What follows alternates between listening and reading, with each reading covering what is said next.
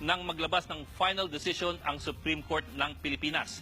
Ilipat na raw ang Marcos Swiss bank accounts sa National Treasury. Dahil po sa naipong interes, umabot na yung pera sa $650 million, kulang-kulang mga 30 billion pesos. Kaya lumago ng 650 million yan dahil hindi nyo mapatunayan na ninakaw ng mga Marcos. Yan ang kondisyones ng Swiss Supreme Court. Dapat patunayan na ninakaw ng mga Marcos yung pera. Kapag napatunayan na ninakaw ng mga Marcos yung pera, i-release ng Swiss Court yung pera. Kaso hindi mapatunayan, kaya naiwan sa bangko. Lumaki ang interest kaya umabot ng 650 million. Hindi nakaw ang 650 million. Kaya lumaki yan dahil hindi nyo mapatunayan na ninakaw yung pera. Ngayon, ano po ang findings ng Korte Suprema noong 2003? Ito po, GR 152154 noong July 15, 2003. Una, labis-labis daw ang halaga ng Swiss accounts dun sa legal na kita ng mag-asawang Ferdinand at Imelda Marcos. Base raw po kasi sa income tax records ng mga Marcoses, aabot lamang sa 16 million pesos ang legal na income na mag-asawa mula 1965 hanggang 1985. 2.6 million pesos po dito ay sweldo ni Ferdinand bilang Pangulo at ni Imelda bilang Minister of Human Settlements.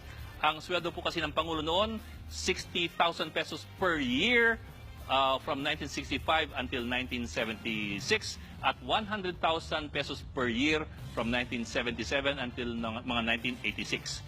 Katunayan po, naging maluwag pa ang korte at tinanggap ang sinabi ng mga Marcoses na may 11 million pesos sila dahil sa law practice. Kahit hindi naman pwede mag-practice ng abogasya ang isang nakaupong Pangulo. Disproportionate to salary, hindi katimbang ng sweldo, yung 356 million ng mga Marcoses. Ang problema sa mga inutil na bobo na tulad ninyo, Linggaw, ang tingin nyo kay Ferdinand Marcos, tulad ni Ninoy Aquino, Cory Aquino, Chris Aquino, Bam Aquino, Noy Aquino, at sino pang hinayupak na bobo tulad ni Robredo, na walang alam na kumita ng pera galing sa sariling sikap. Bigyan kita ng short history lesson, Linggaw, dahil bobo ka sa salitang entrepreneur. Entrepreneur, tao na marunong sa negosyo. Si Ferdinand Marcos naging abogado noong 1939. Bar-top na chair. Hanapin mo, Linggaw, kung ano grado nakuha ni Marcos matapos ang World War II. Si Ferdinand Marcos ay naging economic advisor ni President Manuel Rojas. Dahil bobo ka, Linggaw, at wala kang alam sa economics tulad ng kapwa mo Idiot Aquino at Idiot Robredo followers, hindi mo naisip na yung rebuilding or pagsasaayos ng ekonomiya ng Pilipinas matapos ang digmaan ay nakasalalay sa talino at pag-iisip ni Ferdinand Marcos at iba pang katulad niya na economic planners, mga nagpaplano ng ekonomiya. Uulitin natin, Linggaw, dahil bobo kayo sa kasaysayan dyan sa TV5 from 1946 to 1949. Si Marcos ay economic advisor ni President Manuel Rojas. Mabibilang mo sa isang kamay kung meron man ang mga ekonomista sa Pilipinas. Nag-aaral pa si Benito Legarda Jr., Jose Jobo Fernandez,